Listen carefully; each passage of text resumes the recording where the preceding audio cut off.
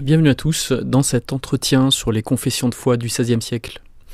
Les entretiens, c'est un format de vidéo un peu plus long où nous allons prendre le temps d'expliquer les choses plus simplement sur le ton de la conversation. C'est un format qui me permet de faire moins de travail de montage, même si sur ce coup-là, je suis quand même un peu sur le montage puisqu'il faut que je vous présente des textes. Cet entretien a aussi pour but d'expliquer la théologie des différentes confessions de foi du XVIe siècle. Je le fais parce que je me dois de le faire, puisque Mathieu Lavagna a réagi dans sa vidéo de bilan que je vous montrerai, où il persiste et signe et affirme qu'il est sûr de lui, le Sola Scriptura est une doctrine qui se trouve telle que lui l'exprime dans les confessions historiques du XVIe siècle. À titre personnel, j'espère que nous fermerons bientôt cette page Lavagna pour nous concentrer sur des vidéos plus intéressantes à mes yeux, et je pense pour vous aussi, notamment des vidéos centrées sur des sujets qui nous rapprochent du texte biblique. Par exemple, comment les protestants comprennent la discipline dans l'Église par les textes bibliques, ou d'autres vidéos de ce type-là. Voilà, je pense qu'il y a plein de sujets à creuser et je suis sûr que ce seront des sujets qui vous plairont. Mais je me dois de réagir puisque quand même l'attaque de Lavagna est très dure, très difficile, et elle peut faire douter beaucoup de gens. Et donc je veux qu'il y ait quand même des choses disponibles, des réponses disponibles pour les gens qui doutent. Alors, petite introduction avec un verset biblique, 2 Corinthiens 13, verset 8. Nous n'avons pas de puissance contre la vérité, nous n'en avons que pour la vérité.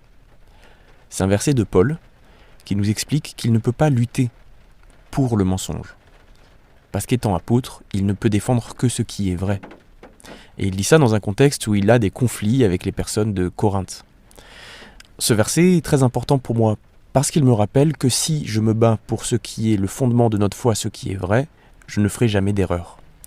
Par exemple, si je me mettais à critiquer l'Église catholique, ou à expliquer en long et en large pourquoi ces doctrines ne sont pas cohérentes, je ferai forcément des erreurs.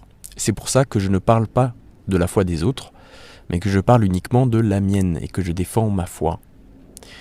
Mathieu Lavagna fait l'inverse. Il devrait nous expliquer ce qu'est le catholicisme pour nous en convaincre et nous convaincre de sa vérité, mais au lieu de ça, il essaye de nous expliquer à nous protestants que notre foi est fausse et il essaye de nous le prouver en nous imposant ce que lui croit être notre doctrine. Mais avant de démontrer ce que Lavagna a fait comme erreur grossière et qui montre encore une fois qu'il ne connaît pas le protestantisme, laissez-moi vous raconter comment et pourquoi j'ai créé cette chaîne. En fait, au mois de septembre, un frère a commencé à me poser des questions sur la foi et un jour il me présente une vidéo d'Arnaud Dumouche qui explique en long et en large que le Sola Scriptura est une erreur et que les protestants sont des hérétiques. Alors j'ai pris beaucoup de temps pour expliquer une par une les erreurs d'Arnaud Dumouche et les points sur lesquels il avait raison. Parce que oui, il y a des points sur lesquels les catholiques ont raison. Je répète, il y a des points sur lesquels les catholiques ont raison. Donc la question, c'est pas de faire un match de foot et de savoir qui sont les bons et qui sont les méchants. La question n'est pas de prouver qui se trompe. La question n'est pas de réfuter le catholicisme. Je ne chercherai jamais à réfuter le catholicisme. Je connais assez bien le catholicisme pour savoir qu'il est plus complexe que ce que moi je m'imagine. Et savoir les choses ainsi, c'est une très bonne chose. Et donc il faudrait que ceux qui essayent de nous réfuter comprennent qu'en réalité les choses sont plus complexes que ce qu'ils pensent. Mais s'ils essayent de convertir les protestants, moi je vais sortir mon épée et puis montrer où est la vérité. Mais personne n'y a intérêt.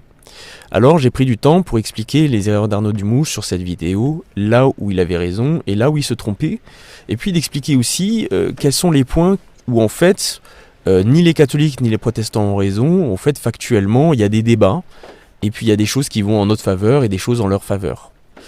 Et donc ma méthode c'est d'essayer d'être honnête, du moins autant que je le peux.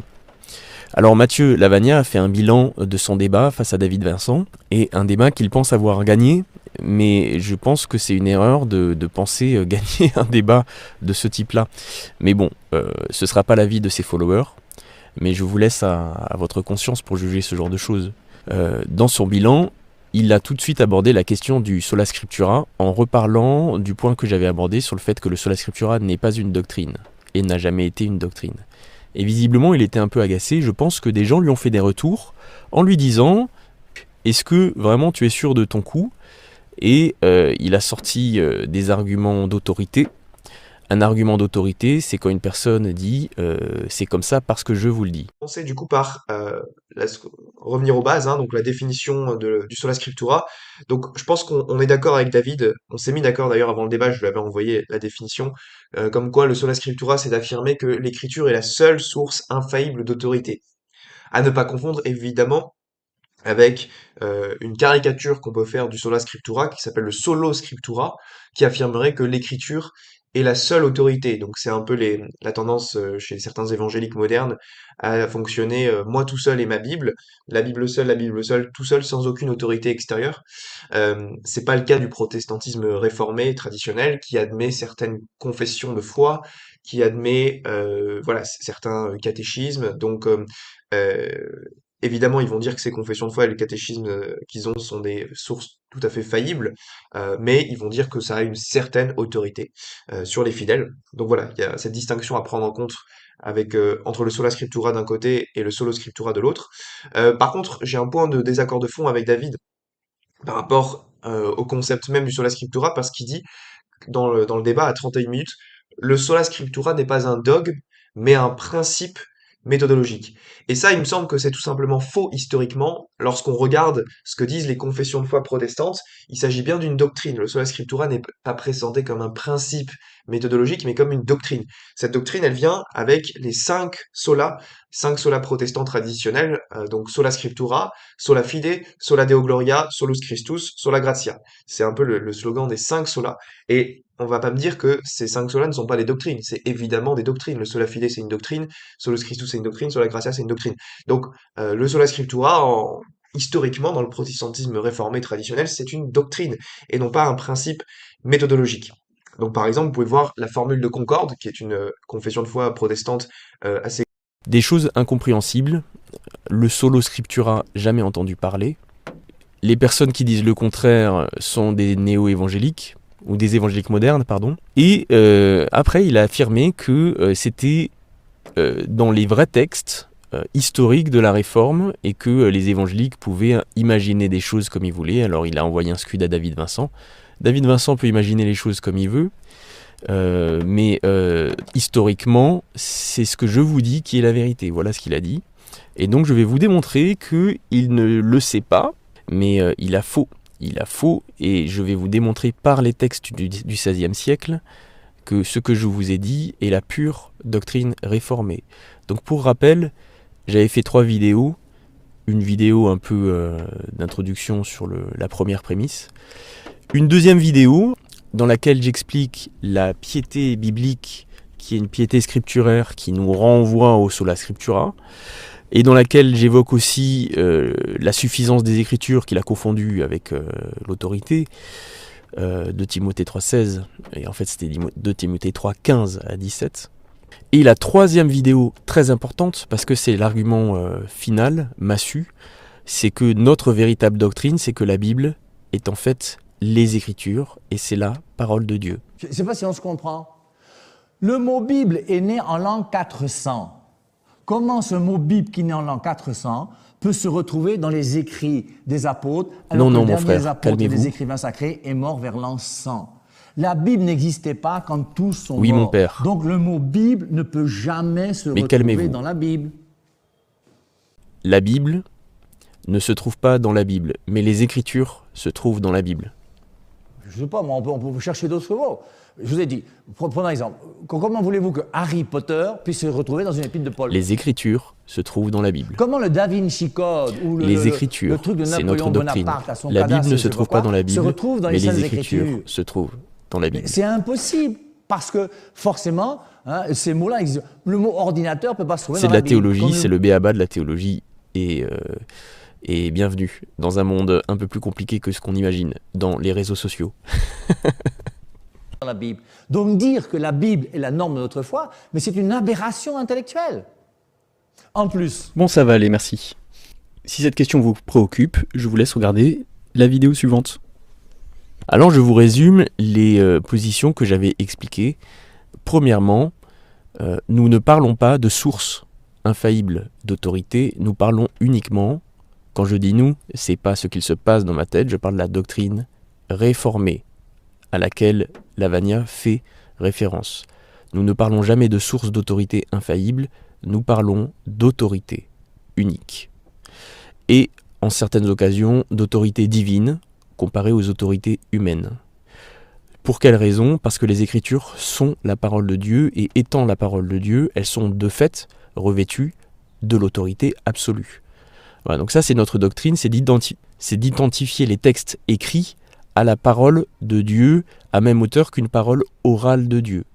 On a une expression que Matthieu Lavagna ne connaît peut-être pas, mais peut-être qu'il la connaît, et que ça va lui plaire de nous instruire sur sa connaissance.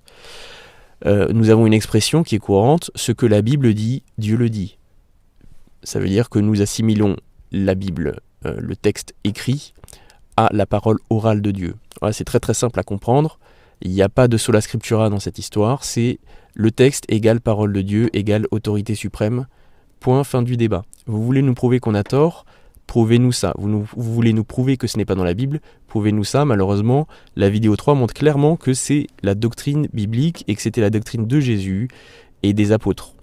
Donc malheureusement, nous sommes appuyés sur le dépôt apostolique, vous ne l'êtes pas, vous essayez de nous détourner sans le justifier. Mais ça, libre à vous, libre à vous. Chacun rendra des comptes pour soi-même, c'est aussi ce que la parole nous dit, et donc moi je ne juge pas les autres, seulement j'essaie de défendre la foi fragile de frères qui sont influencés. Et il y en a beaucoup. Alors maintenant, est-ce que cet argument se trouve dans les confessions de foi ? Alors, j'aimerais demander à Matthieu Lavagna quelles sont les confessions de foi du XVIe siècle dont il parle. Parce que moi je les connais, je connais leurs noms, je connais leurs textes. Et je peux vous dire que toutes ne sont pas des confessions de foi à la manière dont il l'évoque. Mais vous allez penser que je noie le poisson. Pas du tout. Il a parlé des confessions de foi réformées. Confession de foi réformée, il y a la confession de foi de La Rochelle, qu'on appelle aussi en latin Confessio Gallica, il y a la Confessio Belgica, qui est la confession de foi de Belgique, qui elle n'a pas été écrite par Calvin.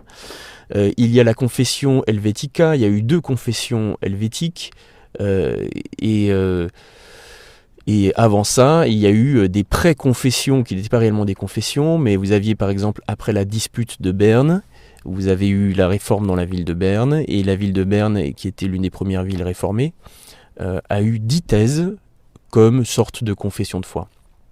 Je vais vous montrer que dans ces 4 textes qui représentent les confessions de foi réformées du XVIe siècle, ce que moi je vous dis se retrouve dans ces textes-là.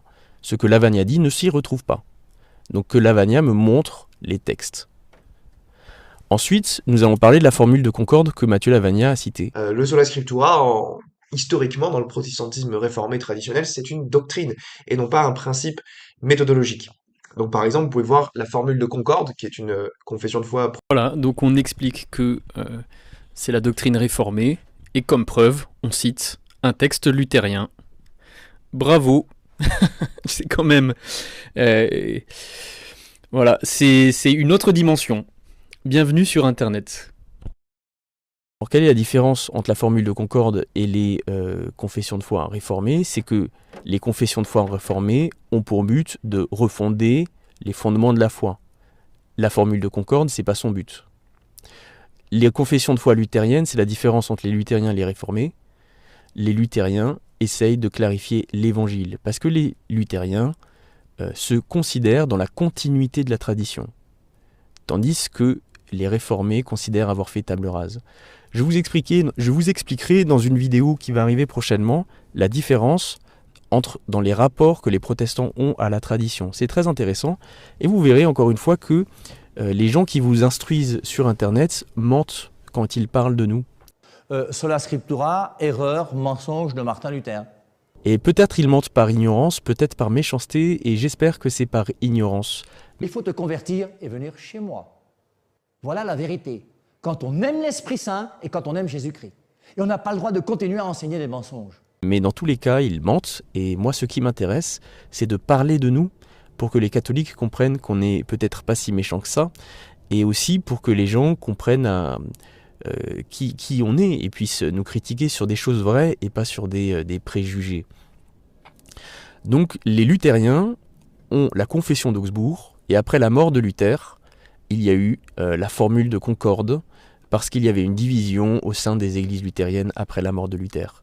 Alors est-ce que Mathieu Lavagna peut en parler? Parce que je ne sais pas s'il connaît le contenu des confessions luthériennes, mais la confession d'Augsbourg n'a aucun chapitre sur la parole de Dieu.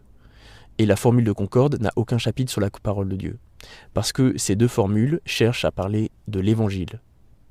Donc elles ne dressent que les points de désaccord avec ce qu'ils appelaient le papisme à l'époque. Voilà. Donc ils vont parler du libre arbitre, ils vont parler du péché, ils vont parler de la grâce et de l'évangile, mais ils ne parlent pas des Écritures.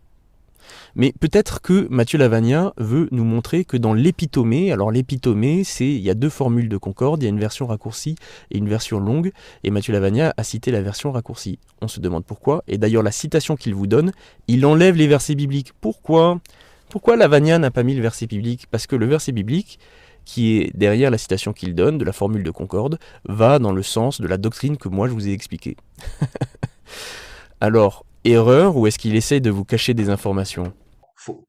En tout cas, j'attendrai un verset pour prouver le sola scriptura dans l'écriture, si un protestant en trouve un, mais bon courage pour faire ça, il ne peut pas en trouver. Ensuite, il y a d'autres confessions de foi que celle que je viens de vous dire.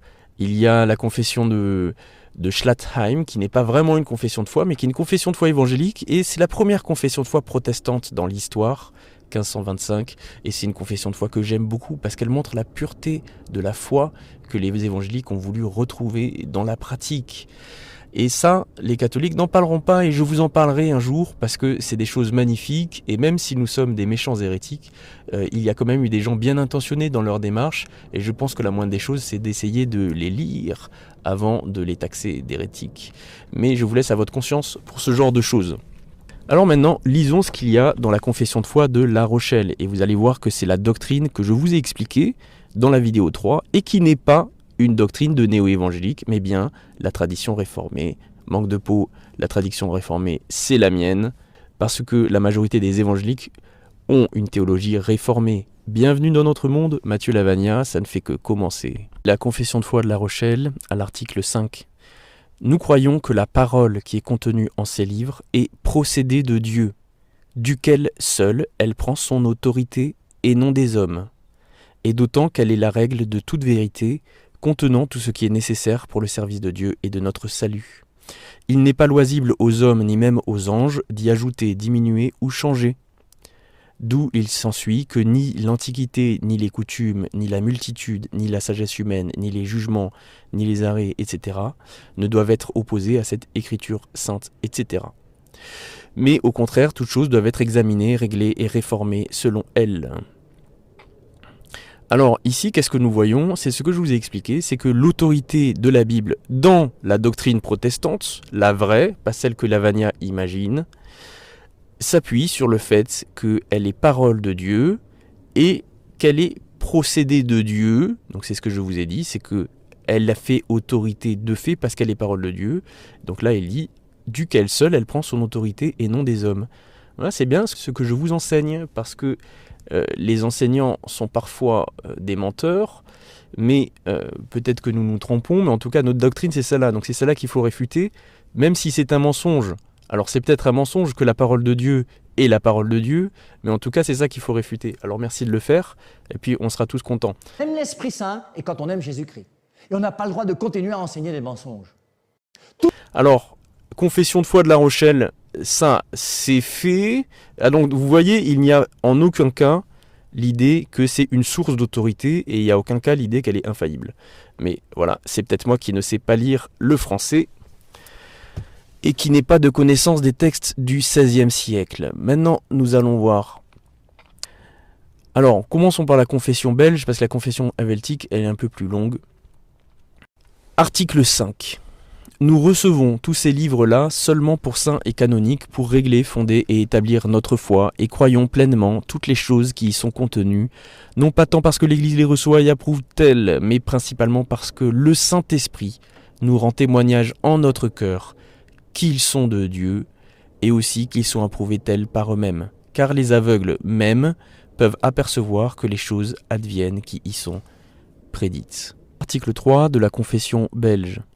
Nous confessons que cette parole de Dieu n'a pas été envoyée ni apportée par volonté humaine, mais les saints hommes de Dieu ont parlé étant poussés du Saint-Esprit comme dit Saint Pierre, puis après par le soin singulier que notre Dieu a de nous et de notre salut, il a commandé à ses serviteurs les prophètes et les apôtres de rédiger ces oracles par écrit.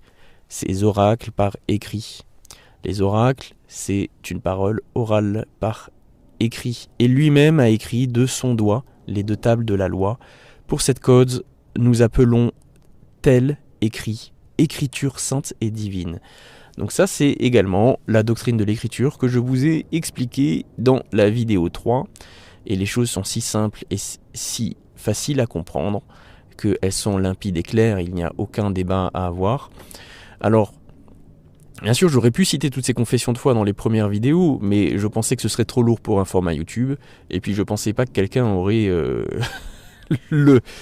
l'outrecuidance, et je pensais pas que quelqu'un aurait le culot de prétendre que ce n'est pas notre doctrine, alors que, évidemment, toute personne qui connaît la doctrine réformée le sait. Voilà. Ou alors, au moins, il sait où aller chercher. Et à l'article 7, la doctrine de la suffisance, que Lavagna confondait avec le sola scriptura. Nous croyons que cette écriture sainte contient parfaitement la volonté divine et que tout ce que l'homme doit croire pour être sauvé y est suffisamment enseigné. Voilà. Alors, maintenant nous allons faire la confession de foi helvétique parce qu'après ça, Matthieu Lavagna va persister dans l'erreur et nous faire croire que certains textes, certaines confessions de foi le disent, mais d'autres non. Et moi, je vais vous montrer que la doctrine réformée, contrairement à ce que les catholiques pensent, ce n'est pas chacun pense ce qu'il veut. Ce n'est pas chacun pense ce qu'il veut. Alors là, c'est un stéréotype énorme que les catholiques ont. Alors, ils sont convaincus que c'est la vérité, donc ils n'ont pas besoin de vérifier. Mais moi, je vais vous montrer que toute la tradition réformée parle d'une seule voix. Et après, on va voir la tradition luthérienne. Et peut-être qu'après, vous serez fatigué. Mais en tout cas, vous saurez que Lavagna est un menteur. Une fois de plus, qu'on mette les choses au clair, hein, cherchons la vérité, aimons réfléchir avec notre intelligence, vous voyez. Alors, chapitre 1 de l'écriture sainte, la vraie parole de Dieu. Voilà qui est déjà clair dans le titre. Ils ont en eux-mêmes une autorité suffisante et ne la tiennent pas des hommes. Car Dieu lui-même a parlé aux patriarches, aux prophètes et aux apôtres, et il nous parle aujourd'hui encore par les saintes écritures. Voilà. Est-ce qu'il faut quelque chose de plus clair pour expliquer que ce n'est pas une source infaillible parmi d'autres sources, mais que pour nous, c'est la seule autorité, puisque c'est Dieu qui parle dans les saintes écritures. Mais peut-être que vos prêtres veulent vous cacher la vérité. Mais ça, c'est pas moi de le dire, c'est à vous de le dire. Dans cette écriture sainte, l'Église universelle du Christ voit pleinement exposé tout ce qu'il faut croire en vue du salut. Ça, c'est la doctrine de la suffisance. Vous allez devenir des experts en doctrine réformée. C'est pourquoi Dieu nous défend expressément d'y rien ajouter ou d'en rien retrancher. C'est aussi ce que je vais vous expliquer sur le sola scriptura, avec les versets bibliques associés. Alors, à l'alinéa 3, voilà ce qu'il ajoute comme verset biblique. Vous avez reçu notre parole, non comme la parole des hommes, mais comme ce qu'elle est vraiment la parole même de Dieu. 1 Thessaloniciens 2, verset 13. Et le Seigneur lui-même dit dans l'Évangile, ce n'est pas vous qui parlerez, mais l'Esprit de votre Père qui parlera en vous. Matthieu 10, 20, c'est ce que Jésus dit à ses apôtres quand il les envoie en mission. Matthieu 10, c'est la mission. Ainsi, celui qui vous écoute m'écoute, et celui qui vous rejette me rejette. Luc 10, verset 16. En fait, vous voyez, comme je suis trop honnête pour gagner des débats de ce type-là... Mais il faut quand même savoir que vous mentez souvent. Vous savez, ces versets-là que la confession helvétique invoque pour le sola scriptura, les catholiques l'invoquent pour le magistère. Donc en fait, Luc 10, verset 16... c'est ce que les catholiques vont utiliser pour justifier le magistère. Mais vous voyez, les choses sont un peu plus complexes. Et ce qu'il faut comprendre, c'est comment les gens utilisent la Bible et comment ils formulent leur doctrine. Enfin, si on n'est pas intéressé par ces choses-là, ça ne sert à rien de parler de la foi des autres. C'est ça l'intérêt, c'est d'essayer de comprendre les choses qui sont un peu plus complexes que de simples affirmations que l'on pourrait envoyer dans les cours de récré. Eh bien, il faut te convertir et venir chez moi. Voilà, donc là vous avez clairement le fait massif de ce que je vous disais, c'est que Lavagna prétend que moi ce que je vous ai enseigné c'est un truc d'évangélique moderne, et moi je vous montre qu'en fait c'est la doctrine protestante depuis le XVIe siècle. Maintenant, les 10 thèses de Berne. Les 10 thèses de Berne sont intéressantes parce que c'est une pré-confession de foi réformée. Et voilà, ici c'est encore la même voix qui s'exprime. Parce que si Lavagna était cultivé sur le protestantisme, il pourrait dire que la confession de foi de La Rochelle et de Belgique, en fait, sont sous influence de la théologie de Calvin, mais je ne pense pas qu'il ait cet argument dans sa besace, mais je rajoute quand même pour que l'on voit que c'est pas un accident que je vous ai montré, c'est vraiment la doctrine protestante et surtout la doctrine réformée à laquelle il a fait référence.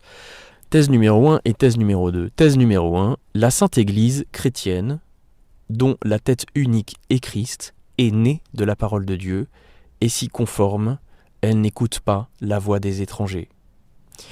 Deuxièmement, l'Église de Christ n'établit aucune loi ou commandement qui ne soit pas dans la parole de Dieu.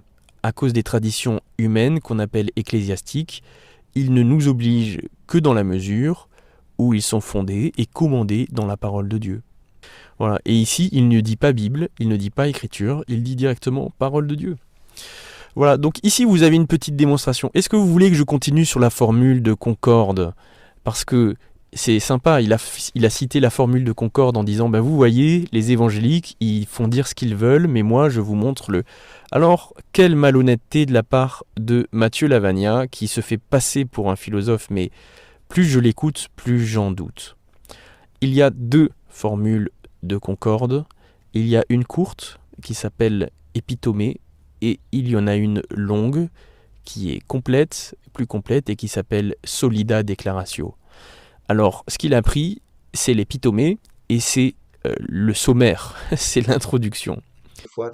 Donc, ici, il est bien question d'une doctrine, d'accord? Sinon, une telle formulation n'aurait pas de sens s'il s'agissait juste d'un principe méthodologique. Alors ici, on voit bien qu'il n'est pas vraiment sûr de lui, et il a raison de ne pas être sûr de lui. Parce que qu'a fait Mathieu Lavagna, visiblement, c'est qu'il s'est précipité sur Internet pour trouver le premier texte d'une confession de foi, qui contenait le mot « seul ». Voilà, donc ce qu'il cherche, c'est la seule règle et seule norme.